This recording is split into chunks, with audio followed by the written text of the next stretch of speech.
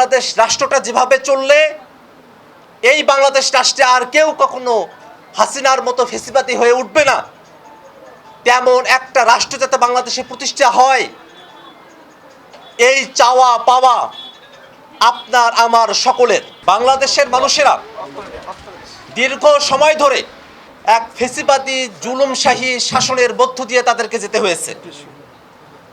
বাংলাদেশের মানুষেরা তারা তাদের ন্যায্য কথাটুকু বলতে পারে নাই।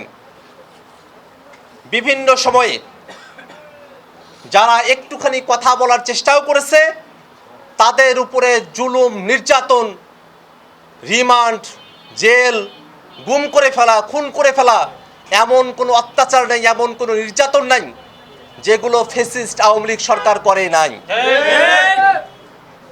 যখন বাংলাদেশের মানুষেরা আর কোনো আশা ভরসার জায়গা খুঁজে পাচ্ছিল না, আমরা যখন ধরে নিয়েছিলাম যে আমরা হয়তো এই জুলুমশাহী থেকে আর মুক্তি পাবো না, ঠিক সেই সময়টাতে বাংলাদেশে ছাত্র জনতার নেতৃত্বে এক অভূতপূর্ব অভ্যুত্থান সংঘটিত হয়। স্টে সেফের ডাবল লেয়ার প্রোটেকশনই পিরিয়ডের হেভি ফ্লোর দিনগুলোতে আমাকে রাখে নিরাপদে। Stay safe. এবং আল্লাহর কাছে শুকরিয়া যে সেই অভ্যুত্থানে হাজারো শহীদ, লক্ষ লক্ষ আন্দোলনের যোদ্ধা, অনেকে আহত হয়েছেন, অনেকে গাজী হয়ে বেঁচে এসেছেন, তাদের সকলের অংশগ্রহণের মধ্য দিয়ে আল্লাহ রাব্বুল আলামিন আমাদের সকলকে ফেসিবাদী শাসন থেকে মুক্তি দিয়েছেন। এখন ফেসিবাদী শাসন থেকে আমরা মুক্তি পেয়েছি। এক ফেসিবাদী হাসিনা বাংলাদেশের শাসন কাঠামো থেকে উৎখাত হয়েছে।